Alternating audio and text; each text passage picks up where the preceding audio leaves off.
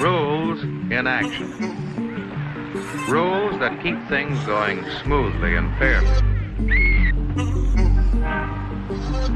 Rules that help us get where we're going. Help us work together, play together, and live together. Of course, in small groups, we sometimes get along without rules.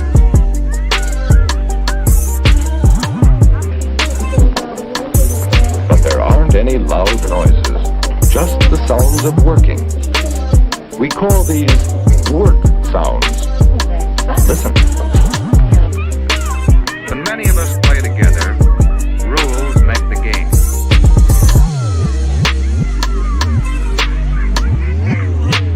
Rules help us play fair with each other, so all can enjoy the game. Rules that apply equally to all. It's up to each one of us to know the rules and follow them. Why do you suppose this room is so quiet? Perhaps we can learn from the teacher.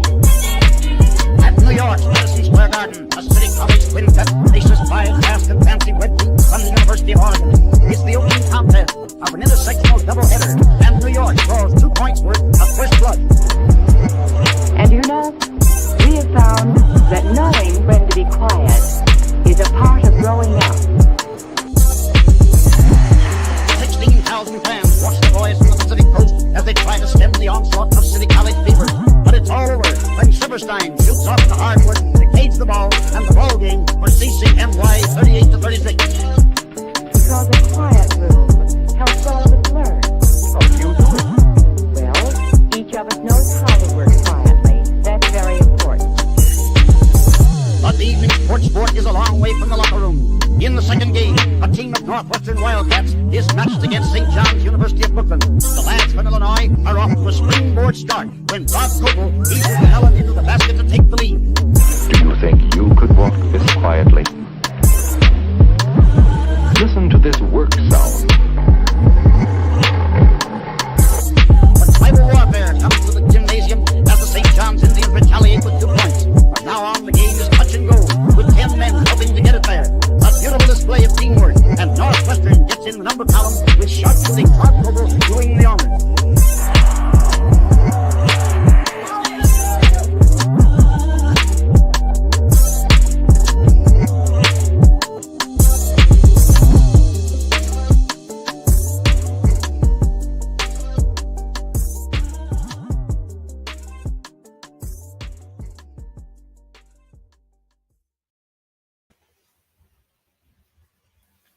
Hello, everyone. Welcome to Learn the Game, where you learn if you've got an F for effort.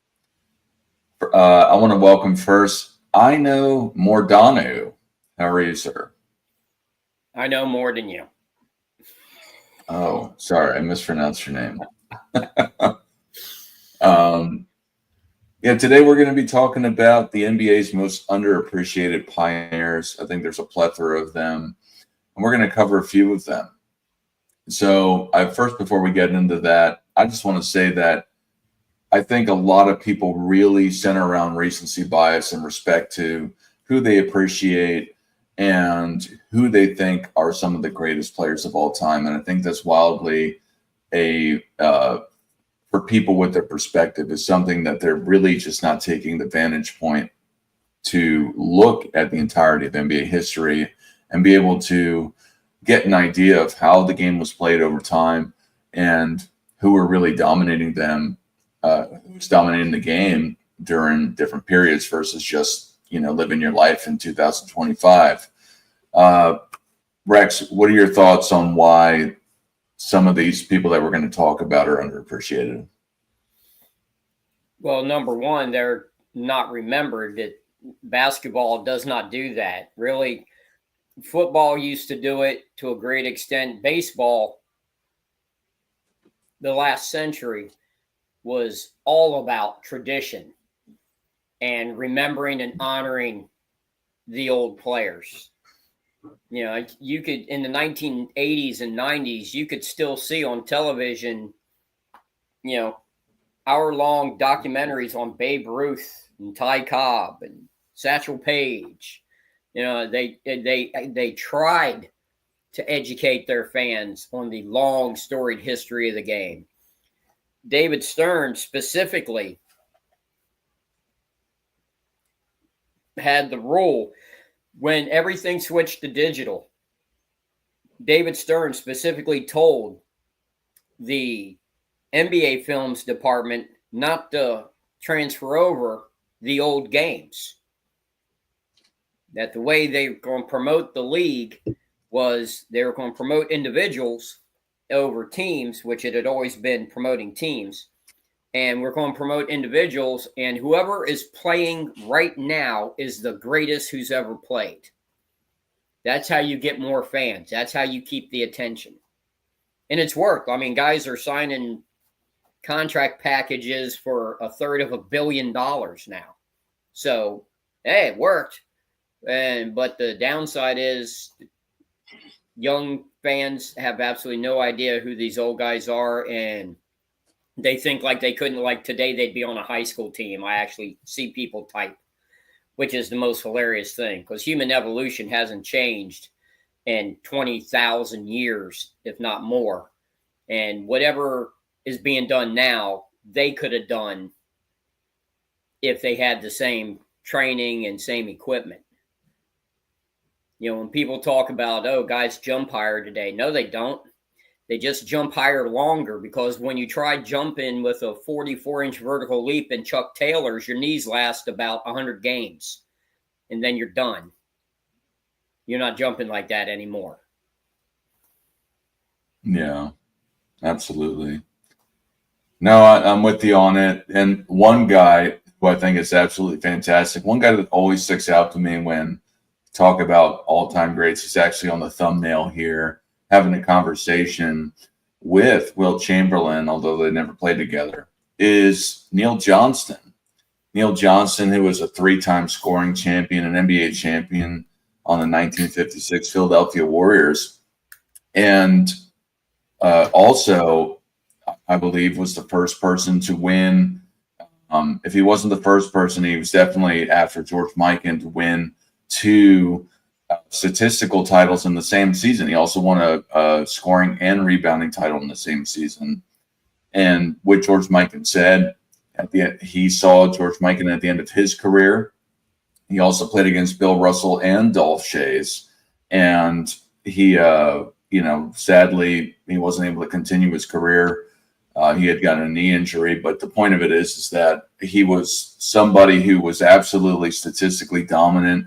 He was kind of in the middle of 2 all-time greats. And even like, this is something I checked out because we did that all-time draft last summer. And I drafted Neil Johnston, and even in all-time greats for where they just went and collectively had Neil Johnston was omitted, which I found absolutely insane because he was so dominant for that period of time. And I think really why he's overlooked is because he was sandwiched in between George Mikan and Bill Russell. What are your thoughts on Neil Johnston? And then if you could follow up with an underrated or underappreciated player of yours. Well, did you just say that he never got to play with Wilt? Because he did play with Wilt. When? At the very end of his career, he was a player coach. He played with Wilt, the Warriors. Okay. No, I looked it up because I saw that picture. No, that's what I just looked up because I could have swore that there was a story about that's what made Neil Johnston decide to retire. Was in training camp with rookie Wilt Chamberlain, and he was like, "Okay, it's time for me to hang it up." Yeah. So what I saw is that he retired in 1959, and then Wilt didn't start playing until 1960. So that may have been like a microcosm of where he went to training camp, like you're saying, and then was like, "Yeah, I'm not going to play this year." So, and that makes sense, especially with the picture that's on the thumbnail, because why would they both be wearing a uniform? Yeah, it doesn't really make sense. Started off. That's probably the explanation. He was a player coach, which was that happened a lot back then. Not like in Russell became player coach out of circumstances. A lot of times teams during the struggling years financially in the early years of the NBA, they'd have player coaches just because they couldn't afford. It meant they didn't have to pay a coach. Yeah. And because they were on shoestring budgets, a lot of the teams. Which we know the Warriors was one of those teams. So, but no, for me, a big one is Slater Martin. He's really a guy that does not get talked about at all, like literally not at all. And he was the second best point guard in the league behind Cousy for a decade. Yeah. It wasn't until Oscar showed up and that's when Slater Martin retired, that there was a different name. Slater Martin was the forefather of the modern point guard. First he went to University of Texas. He's a Texan. Went to University of Texas, left, I believe after his sophomore year, joined the Navy during World War II. Then came back, finished at Texas, and then went to the NBA, was Mikan's point guard for their run, won, I think it was 4 champions.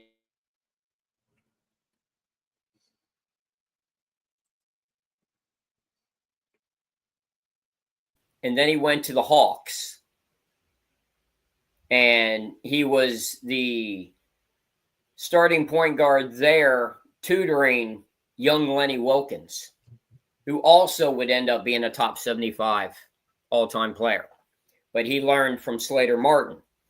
Bob Cousy used to always say the only player that gave him problems was Slater Martin. Slater Martin was the only one that could defend Cousy. He famously had a play where Cousy went behind his back and around him, and Slater Martin, after he scored, Slater Martin stood him up as he turned to go down court and told him nose to nose, "You do that again, I'm going to break your nose." And Bob Cousy never went behind his back against Slater Martin again. Yeah, I guess that's the point guard version of how Wilt famously described, don't come in the paint, let alone other people. But people don't understand. Kids don't understand. Today's game is all about embarrassing your opponent. That's all they try and do on the playground, AAU. That's all it is. That's all you see on YouTube, the shorts and the clicks is someone embarrassing someone else. Poster dunks, breaking ankles, and they think that's the game. Back when the NBA first started, and for the entire history of basketball before that, it was a different age in the world. And if you try to embarrass a grown man while he's at work, earning his paycheck, he literally would break your legs, break your nose, injure you, teach you a lesson. No, there were no guaranteed contracts. There was no guaranteed work back then. And you didn't embarrass. That's why you didn't see all the dunks. Guys could jump back then, but they didn't dunk like they do now because you get your legs taken out from under you. Bob Pettit famously dunked as a rookie. And one of the older centers in the league took his legs out from under him, and Bob Pettit missed time. And his coach told him, don't ever do that again. Don't try and embarrass a grown man again. Just play the game.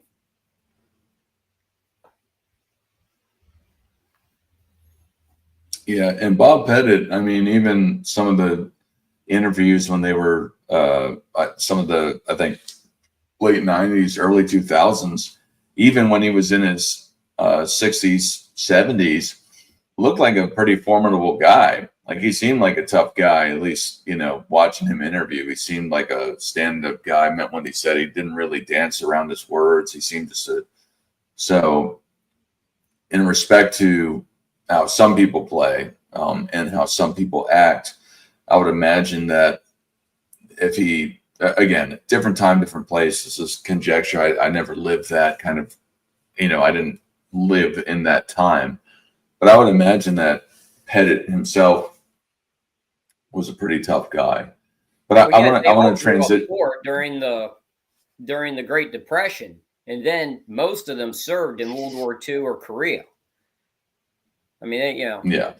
But as far as Pettit, I remember in the old timers game at the '84 All-Star break, that was the talk. The two things was, first, the big talk was Pete Maravich was playing in the old timers game, and he was younger than Kareem, who was playing in the actual All-Star game. Yeah. And then as they're watching the old timers get up and down the court, the one thing that impressed everybody was they were like, wow, Bob Pettit actually moves and plays like he could actually still play. Yeah. And he was in like his I think he was like in his late 40s by then, but he was still in fantastic shape, getting up and down the court, hitting that baseline 18-footer, grabbing rebounds, getting on the break. And they're like, this dude's like almost 50 years old. And he's out there. He looks like he could still play. Yeah. Yeah, absolutely. Well, Woodage mentions Pettit always stayed in shape. Trivia question, or here's a trivia answer for you. Who was the first NBA player to start weight training? Everyone will say Wilt. It was not Wilt. It was Bob Pettit. Yeah, I remember we had that discussion before. Once upon a time.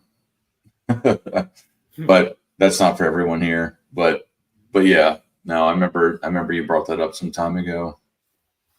What are your thoughts on Tom Gola? I think he's somebody who he also was on the 1956 championship team with Neil Johnston on the Warriors, and one of his claim to fame, if you want to call it this, is his ability to get rebounds. And again, a lot of his career, especially with the success, coincided with Neil Johnston with that 1956 championship. But on the outside of that, he, until 2016, was the only Warrior to have 3 triple doubles in a row. I found out doing some brief research on here, versus across that entire time from 1960 is when he got 3 triple doubles in the same season until 2016, where Draymond Green did so. So and Tom Gola, if I'm not mistaken, has the highest rebound average for any shooting guard of all time. What's your thought on Tom Gola? Do you think that he's underappreciated, underremembered at the very least? Well, yeah. I mean, I always hear people all the time say, well, like Dennis Rodman's the greatest rebounder ever. He's obviously up there, obviously. But yeah, people don't realize Tom Gola explains the old game. He still, to this day, right now, Tom Gola has the NCAA record for most rebounds in a career. Still. 70 years after he graduated and went to the NBA. 70 years he's held that record. Nobody has grabbed more rebounds still in NCAA basketball. Not Hakeem, Ewing, Oakley, whoever you want to pull out. None of them have been able to top Gola. Now, this is a guy that was College Player of the Year in 55. I believe when they won in 56, he was a rookie. He was College Player of the Year in 1955, beating out Bill Russell. And like I said, set the record for most rebounds in a career. Then goes to the NBA and gets moved to shooting guard. Okay, the dude is a career rebounding machine. They move him to shooting guard. That's how they used to do things back in the 50s. Yeah. He was Russell Westbrook, Dennis Rodman, perimeter players, because people talk about Dennis Rodman with his rebounding titles. But remember, when he came into the league, he was a small forward. He played on the perimeter. And Tom Gola was much the same. He had a solid set shot. He had a hop shot. It wasn't, but that's because, like I said, in college, he played down low. He knew how to position himself. Just like Dr. J. Dr. J averaged 20 rebounds a game in college. The best players rebounded back then. That was where you proved you were a man, that you were the man, was your rebounding. Because it was considered you had to be tough, strong, smart to be a top rebounder. And this guy does that and then gets moved to shooting guard and is a Hall of Famer. Yeah. Yeah. With that said, with the rebounding, just kind of a sidebar to this whole conversation, I think that people wildly underappreciate rebounding for what it is in today's, and let alone in today's NBA, but in basketball in general. Now, I'm not saying basketball players do, but fans, I think wildly underappreciate rebounding, because when I look at it, you need possessions to even score. And how do you get a possession? The most common one is to get a rebound. So if you can't get a rebound, you can't get a possession, you can't score, you can't win the game. So guys that are, like Tom Gola or others that, were great rebounders that are wildly ignored in the annals of NBA history, I just find interesting if you take a second to look at how you win basketball games. Yeah. When I was a kid, it used the way they describe you is you had a nose for the ball. Mm-hmm. As you could go get the ball at any play. Like coach could literally tell you, just like in the movie The Replacements, the football movie with Keanu Reeves, where Gene Hackman tells the one crazy linebacker, "We need the ball. Go get me the ball." So he goes and he gets the turnover. And it's like that's how they used to do it, playing basketball. It'd be like, okay, guys, we got to get a rebound here. Get me that rebound. And that's when one guy would just come crashing through and get two hands on it and rip it out of everyone's hands. And you're like, okay, that's the guy. Someone else may score more. Somebody else may have a flashier play. But the guy that grabs the tough rebound.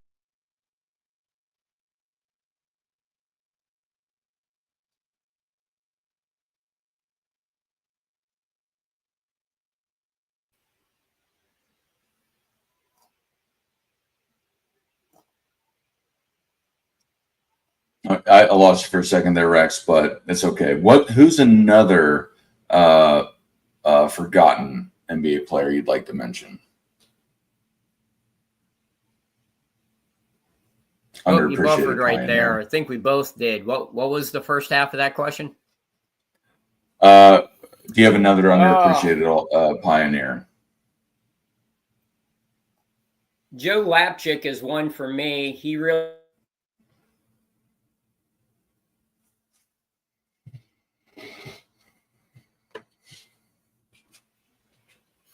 But, you got guys like Jim Pollard with his athleticism, Joe Fulks, the scoring machine.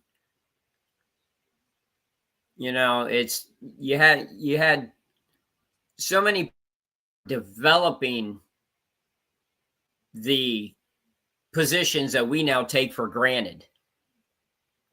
Mikan was the first big dominant center. Centers were not big before Mikan. They played the high post.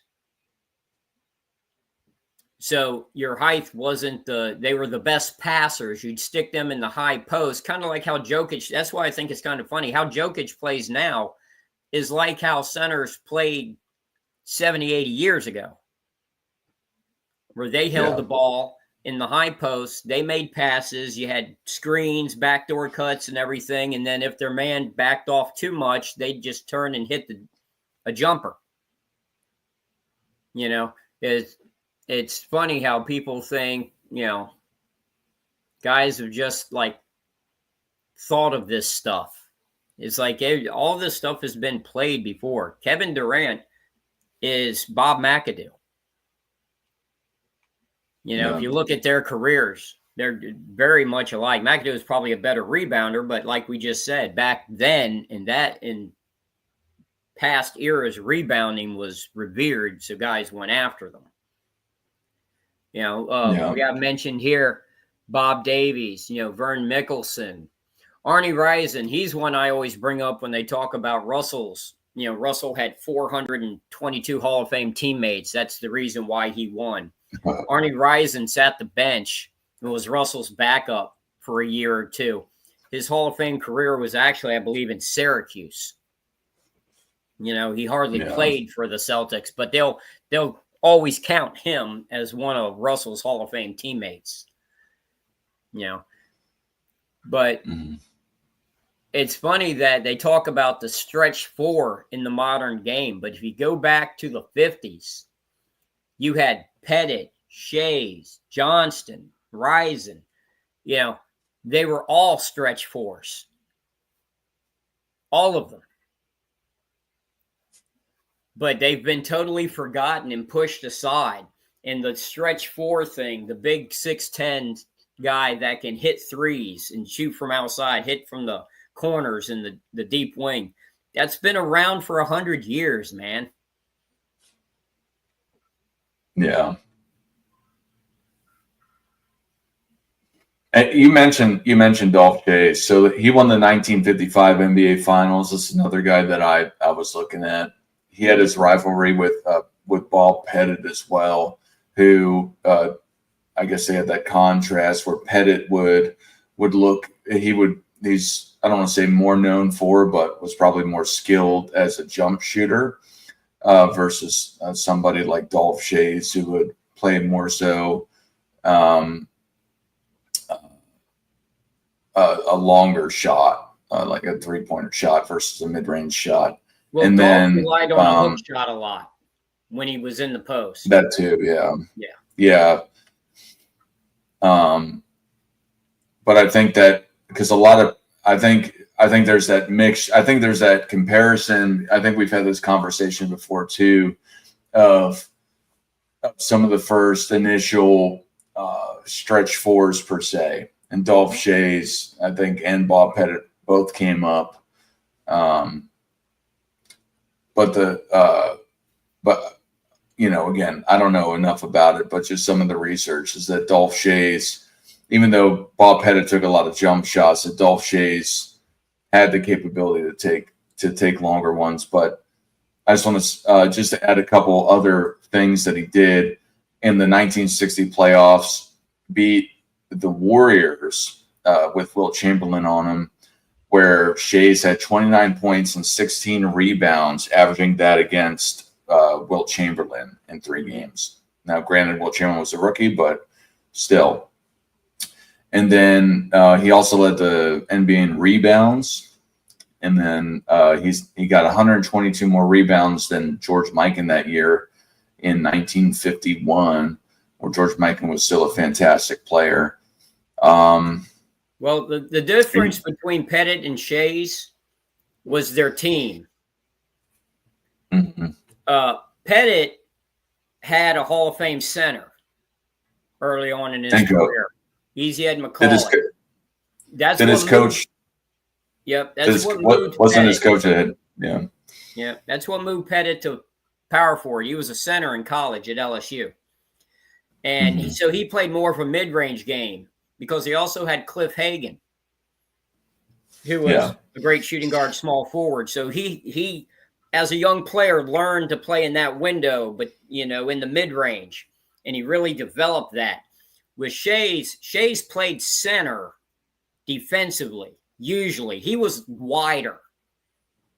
He was wider and stronger. He was one of the guys that could body with Wilt. Wilt was obviously stronger, but Wilt was young and was hesitant to use his strength. Shays was wide-shouldered, very strong guy, and was very likable. People he had a great personality, so you really didn't get angry with him, as part of the game, quote unquote. But he shot deeper shots because he, like against Wilt, as you mentioned, he would try and draw Wilt out from the basket. So he would go out to what is now a 3-point shot and would shoot from there, trying to draw Wilt away from the basket. So you had driving lanes behind him. You had backdoor cuts available. Pettit could shoot from out there, but that wasn't his bread and butter. That was only in desperation. He was a mid-range shooter, 15, 18 feet was his bread and butter jumper. But Shea's developed the deeper shot because it was trying to pull out guys like Russell, guys, like Wilt. That was the point of it. It was situation and circumstance. It wasn't skill related. They both could play anywhere. It was with who they had on the team. That's where their shots came from. Absolutely. Who's somebody else you want to bring up? Oh, there are a lot of guys that people forget. Once again, Lenny Wilkens. People forget about Lenny Wilkens, that he was actually, when he's a Hall of Fame coach, but he was actually a Hall of Fame player as well.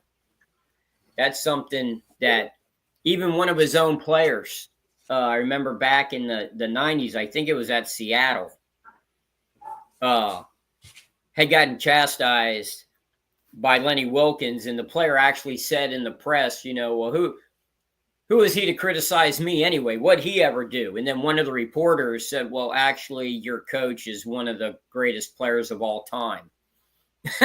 A player didn't even know. But you got guys like Lenny Wilkens, Casey Jones, Hal Greer. A lot of the point guards that learned from Slater Martin, Bob Davies, Bob Cousy, and maybe they weren't as flashy as Cousy. Maybe they didn't. Well, Casey Jones was just as good a defender as Slater Martin. But you started getting these guards that league-wide that started focusing on being the quarterback instead of trying to score as much, and actually took pride and the priority of setting up an offense. And this is the beginning of the point guard. And when you look at the guys like Stockton and Magic and Nash and Mark Jackson and CP3 and, I'm forgetting, Jason Kidd, these all-time great point guards that have amassed fantastic assist totals. Well, that role was carved out by the guys I just named. That was something that was these players consciously focused on. They developed that position out of the air. Playing it. The rules of the day. They started to realize, look, we pretty much have to have a predominant ball handler who can get the ball up court against pressure and get us into our set and get things moving on every play.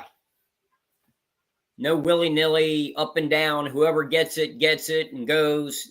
We got to be more organized than that. We got to be more like football, and actually have some specific, because it's thing you got to remember, guys, with pro basketball, NBA when it was young, guys would grow up, a lot of small town players. You also had a lot of players from New York City, Boston, Philadelphia, and you played with the same guys.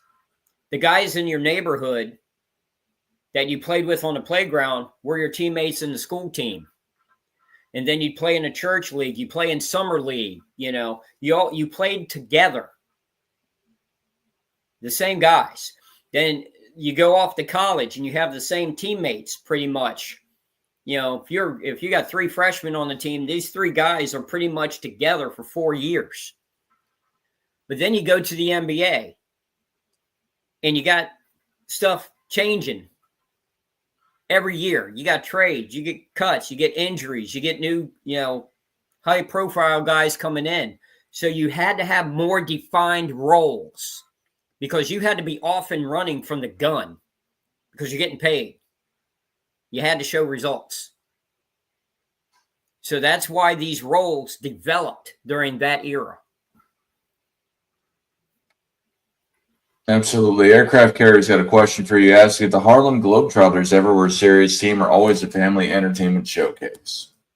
They were always an entertainment showcase, but because there were a lot of news articles in the 1940s. A lot of them racially motivated, obviously. That's the time, you know. They didn't play real basketball. You know, it was just for show. These guys, they're just court jesters. Can't take them seriously. They're not real basketball players. So they started playing teams, and they beat the New York Knicks in a real basketball game to prove, no, in fact, at one point, Meadowlark Lemon, who's from here, well, down the road, I'm no longer in Wilmington, but he's from Wilmington, North Carolina, just like, you know, Michael Jordan grew up here. Sam Jones was born here. Althea Gibson, Willie Stargell, you know. There was a point where Meadowlark Lemon was considered the greatest basketball player in the world by the people who actually saw him play when he was young. They'd all come out of the gym. He was like a big, you know, playground legend. Like, people were like, man, this guy is unreal. He can do anything. So Abe Saperstein snatched him up for the Globetrotters, and, you know, rest is history. I got a guy.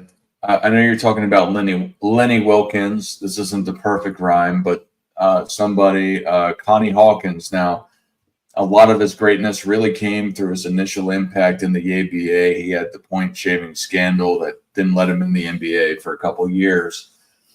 But Connie Hawkins, being able to come into the ABA in 1968, win the ABA MVP in his first year, which in comparison to the NBA, I think only Will Chamberlain and Wes Unseld won in their rookie years the MVPs.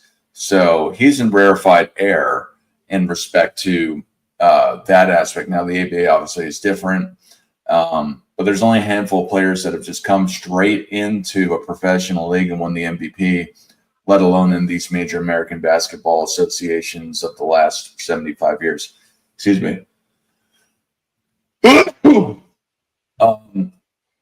So I think Connie Hawkins, in a lot of ways, is often forgotten, especially with his NBA career. It really wasn't as strong, although he had a fantastic career otherwise, as how he came into the ABA, just getting an MVP altogether. What are your thoughts on Connie Hawkins and his impact as, if you want to call him a pioneer? I think some of these next couple guys I have, you could probably say they're not pioneers if you wanted to nitpick, but they're still involved in pre-NBA, ABA merger basketball. But anyway, what are your thoughts on Connie Hawkins? Well, Connie Hawkins was the first playground legend that people knew. Like, the first playground legend to be in the NBA was Pearl Monroe, right? Mm-hmm. And it took him a while to go to the NBA because he was making more money playing on the street. He said that himself in his book.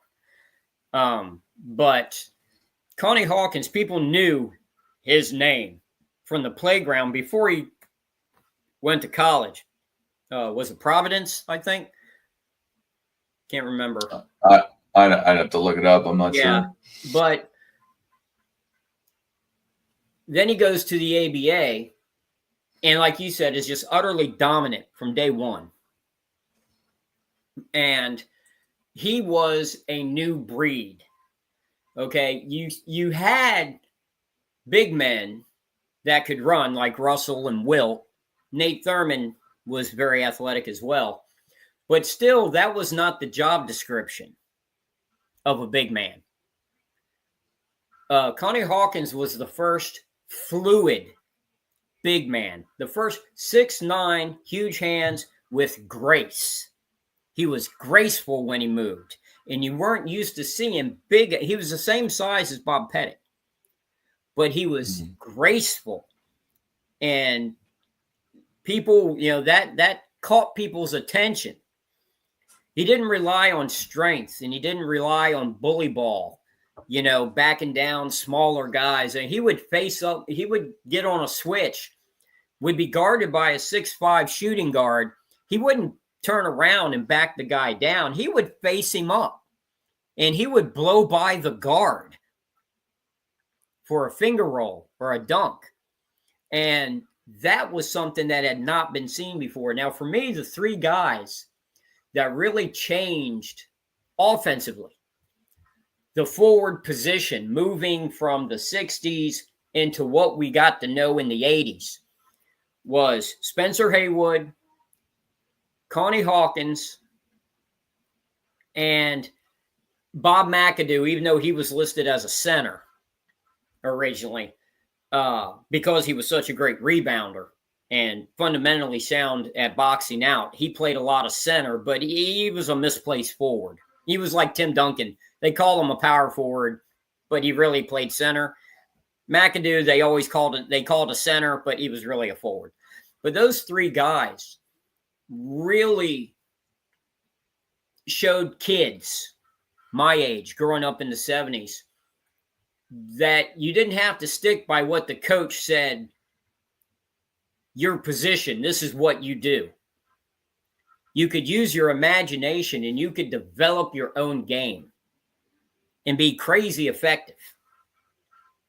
Yeah. No, those are fantastic points. I think that, and that's the aspect of a pioneer, especially during that time with the street ball aspects. Something I didn't mention is that you mentioned it, but he would play all of these great players during that time at Rucker Park. He had played Wilt Chamberlain, that I read about, at Rucker Park, and still did fairly well against him, although he was more established at that time. Obviously, he played against Wilt Chamberlain when he was in high school, I read, at Rucker Park, and still held his own. That was actually in the movie Rebound. If you've ever seen that movie, fantastic movie, the Earl Manigault story. I did, yeah.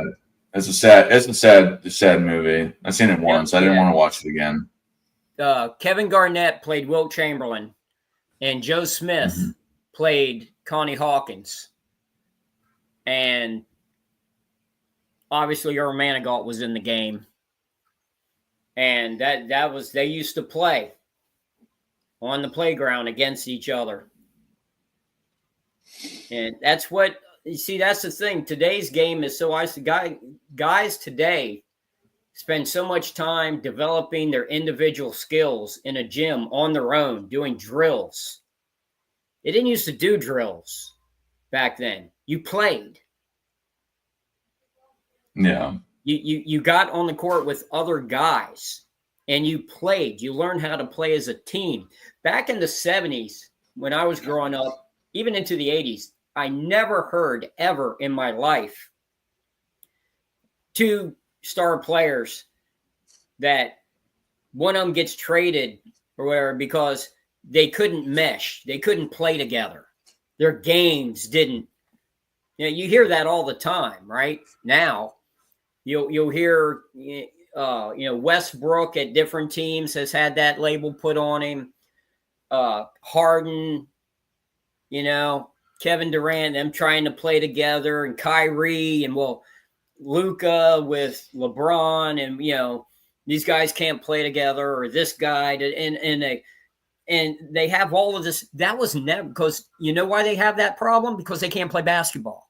They have great individual skills, worldwide, all-time great individual ball skills, but they're not great at playing the game. Used to be the opposite. The emphasis was being able to mesh with anybody you go on the court with. You knew how to play. Everyone knew how to play the game. Everyone knew when to make that backdoor cut, when to set that back screen, when to pop out. Everyone knew that. You were taught that in middle school was when you started learning it. And that's what you'd practice for hours. How to come off a ball screen and curl to the perfect spot to receive the pass, and the pass being in the perfect spot. You planting your feet perfectly. Practicing that jump stop literally 100 times. That's what we used to practice, playing the game. Absolutely. I got another guy I think is borderline pioneer, but somebody who I think is a fantastic player that people often don't mention is Rick Barry. I think Rick Barry is somebody who is underappreciated. He jumped around between the ABA and the NBA because he was such a star player, and he was able to take that draw. He started in the NBA, went to the ABA for a few years, and came back to the NBA. He won the 1975 NBA Finals against the Washington Bullets, who were 60-22. Barry ended up averaging about 30 points per game during that season against Elvin Hayes and Wes Unseld. Additionally, in 1960, in history. I know you're a Bulls fan, but also in 1967, he averaged 40 points per game when they played against Wilt Chamberlain in those final series. He went to the finals that year as well. Averaged 40 points per game, had a career high 64 points, and then led the league multiple times. Led the league NBA multiple times in free throw percentage, and he also won an ABA championship in 1969. So I think just the plethora of accomplishments he had over a variety of leagues, his efficiency, and his ability to get all of this statistical output in these big-time showings, even though he lost in 1967, averaging 40 points per game is still no joke in the NBA Finals. What are your thoughts on Rick Barry? Do you think he deserves to be classified as a pioneer, just as a sidebar? Well, he absolutely was a pioneer. I mean, that was, there was a time he was considered the great, the argument was, because back in the day, see, now we kind of look at Elgin Baylor as a small forward, but Elgin Baylor wasn't a small forward. He had that driving game, and going to the basket and the finger rolls and the dunks, but he was really a power forward. He was a rebounder. His nickname was Mr. Inside to Jerry West, who was nicknamed Mr. Outside. But there was a point when I was a kid, it wasn't even argued. Rick Barry was the greatest small forward who had ever played at that point. The problem was, with the ABA being a wide open league, it puts the emphasis on the wing players, takes away from the post. The Sporting Page, one of our friends, had the post about, in the ABA, really, there was no, when it came to talent, the NBA had 98% of the big men. And that absolutely true. And that's because the ABA purposely played a wide open brand of basketball to where a post up traditional center was going to get left out. They turned into just rebounders and outlet passers, rim protectors, where you have all the wing players, Dr. J, George Gervin, Connie Hawkins, David Thompson, these guys all shot to the top of the fame chart, so to speak, because of the wide open play. The small forward position developed rapidly during that 10 years. And what you saw was, when the ABA was just starting, you had a young Rick Barry showing what he was capable of. And then by the end of his career, he was almost forgotten. like his last year in Houston. He was like nearly forgotten. It was like at that point, at the end of his career, you know, you had Dr. J, Larry Bird, you know, were these small forwards, you know, Jamal Wilkes, Hall of Fame, would eventually be a Hall of Fame small forward who was actually Barry's teammate at one point. But I had made a comment last night. There was a post in the middle of the night last night by a guy talking about, do you remember this guy? And it was Rick Barry. And I had made the comment, you know, it talks about legend, great scorer and shooter, iconic free throw shot champion. And I had made the comment, you know, Dr. J entering the league and Havlicek winning 2 titles without Bill Russell really pushed Barry's legacy, you know, dropped him down a couple pegs because he was considered the best small forward ever in 75. When they won that championship, he was undisputed best small forward ever. But then, and he was on the front of Sports Illustrated, Sports Illustrated or Sport Magazine. I can't remember which one, but Rick Barry's on the cover. Then preseason for the next year, you have Havlicek and Dr. J on the cover. Mm-hmm. And then Havlicek wins the title in 76 and then again in 78 before retiring. And Dr. J goes to the finals repeatedly and then eventually wins in 83. We know he was league MVP in 81, I think. But you said Dr. J? Yeah. But the point I don't remember what year. I know he won it though, yeah. It was just bad timing for Barry because Barry, even though he was a great scorer, you know, he was at one point considered the second best scorer behind Wilt. That he could just fill it up.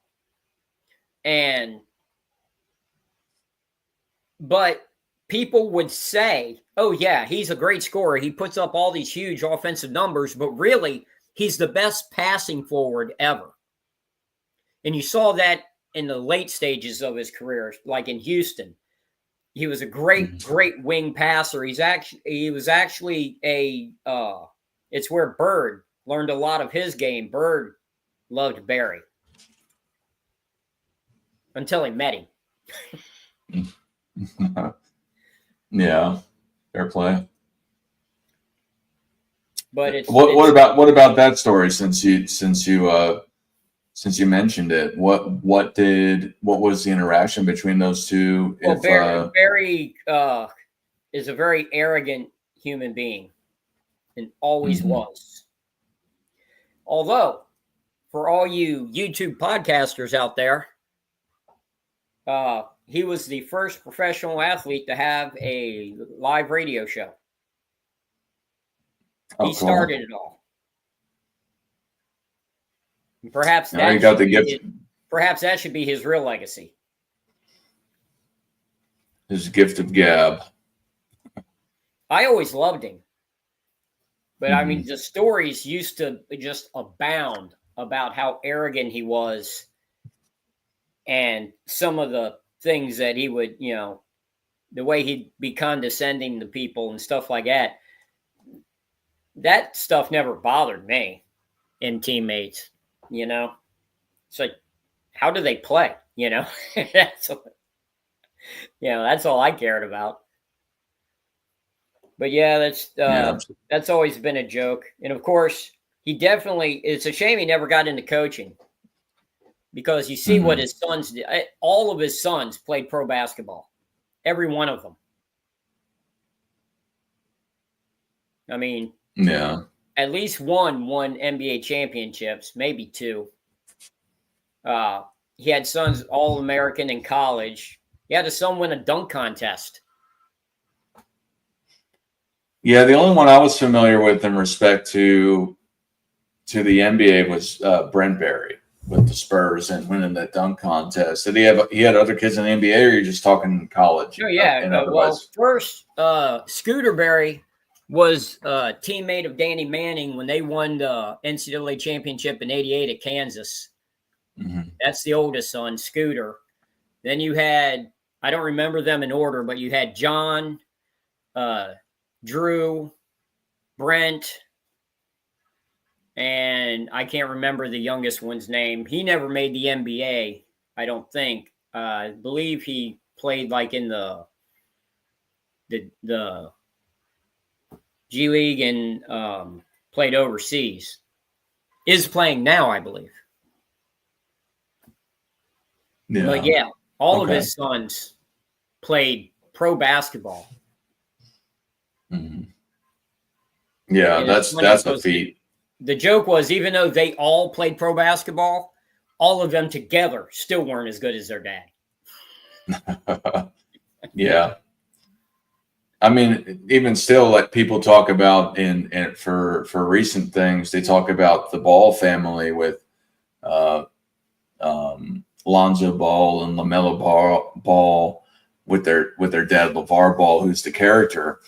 But I mean, that's impressive in its own right, having two of your sons play professional basketball, Well, let that's alone happened. That's happened multiple times. The Van Arsdale brothers.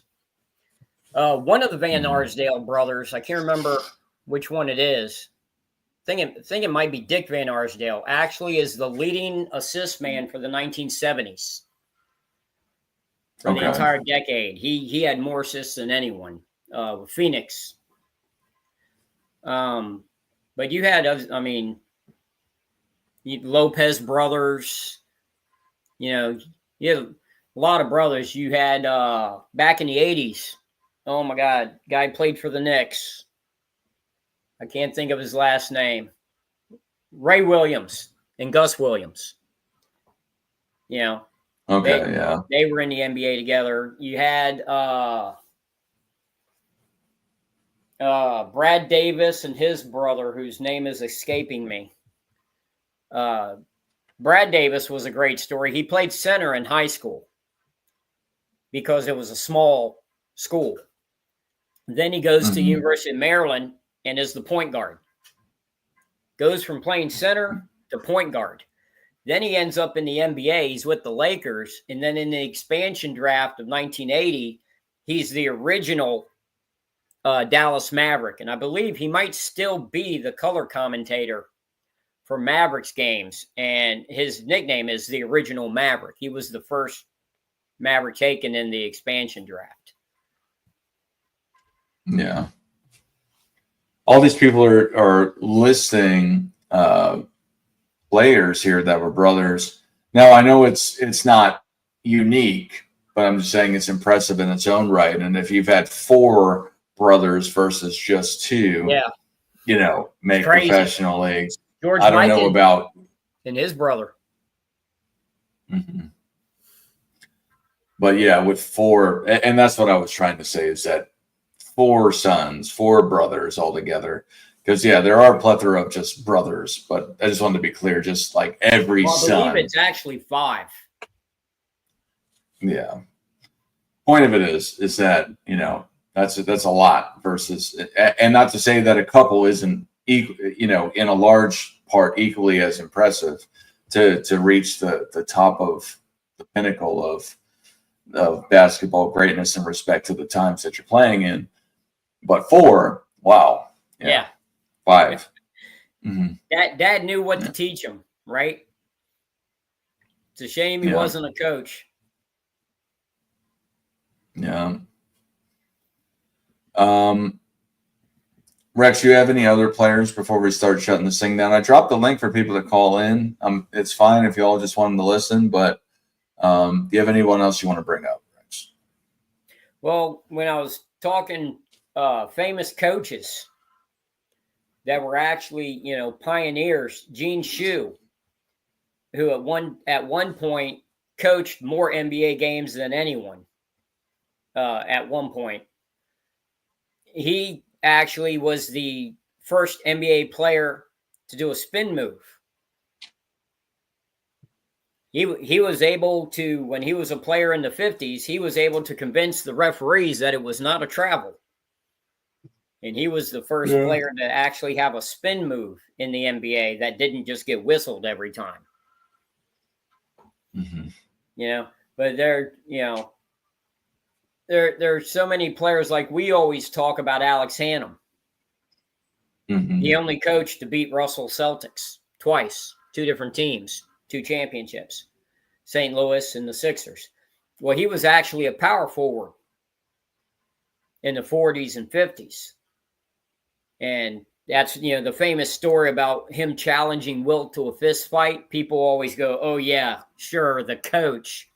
Right. Well, that coach was 6'7", 250 pounds, and was known for starting fights when he was a player. He was like the Rick Mahorn of the era. So, yeah, he tried to start a fight with Wilt, and he was serious, and he really thought he could knock Wilt out.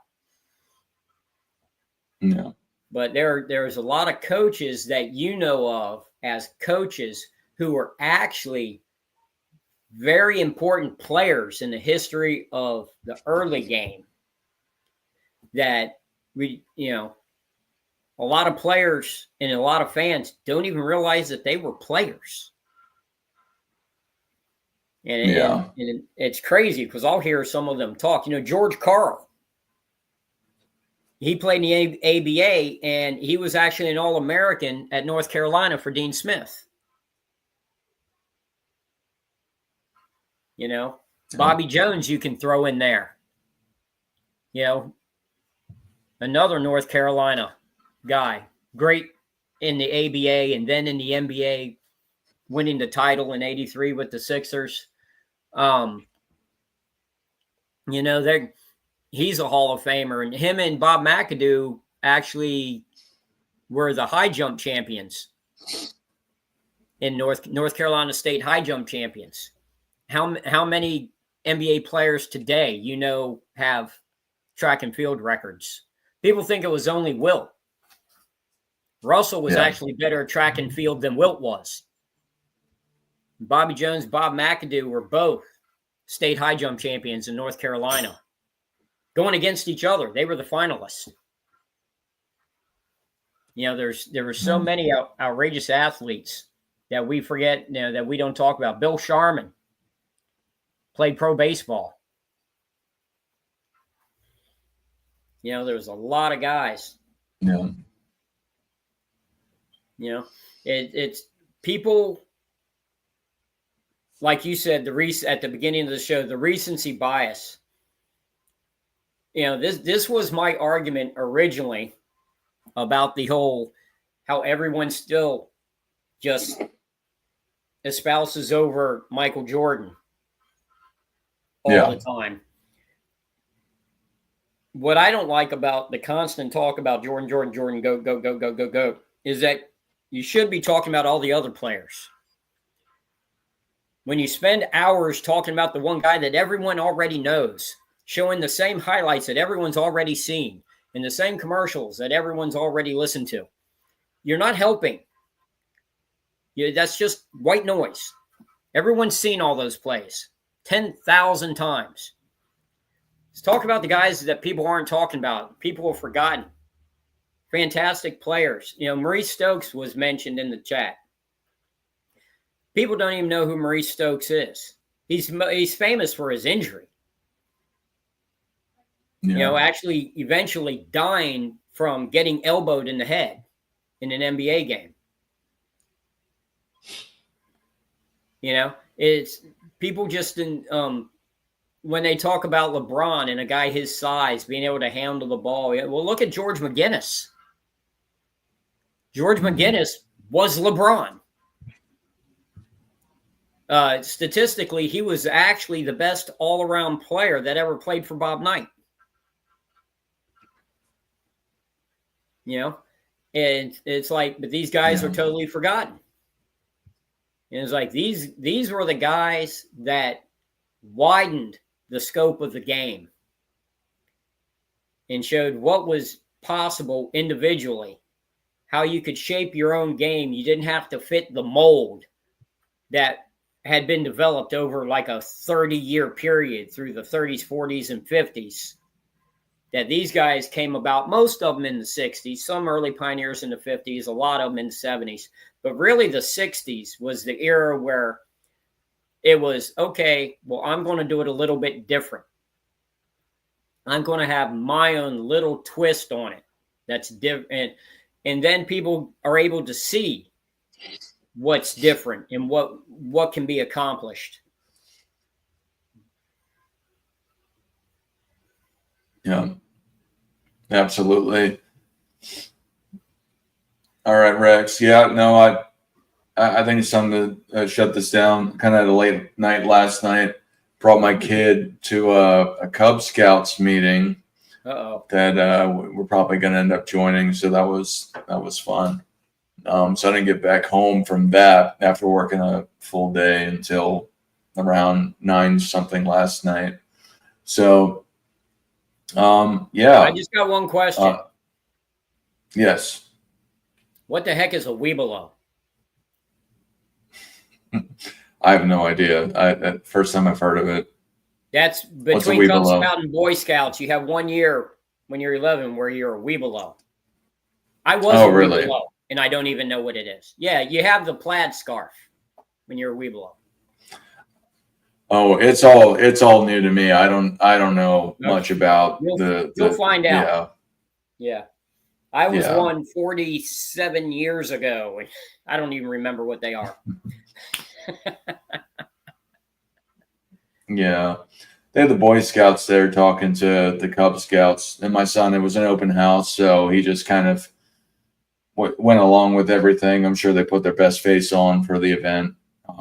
But I thought it was a fun time. So, and my son liked it, so that's what's most important. There you go. Yep. Yeah. All But right. all right, Rex, you got anything else to say? Or No.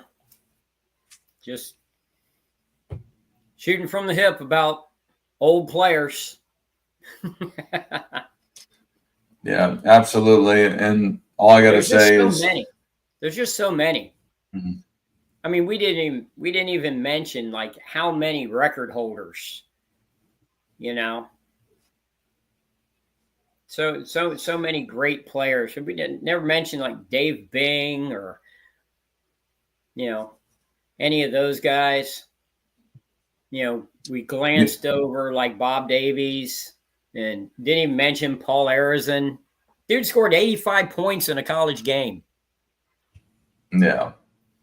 You know, was Wilt's number 2 for years. You know, we didn't even mention any of those guys. Sacrilege almost. You know.